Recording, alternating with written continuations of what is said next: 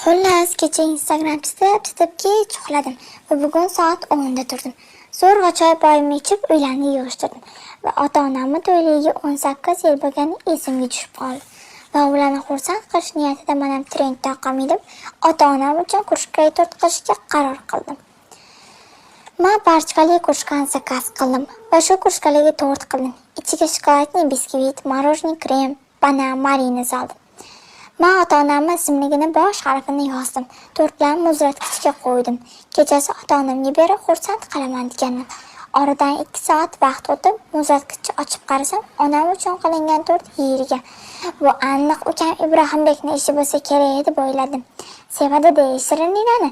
Sizlarda ham bu yoqdan pishirib, bu yoqdan tugaydimi? Ha, mayli, osh bo'lsin deb yana boshqatdan qildim.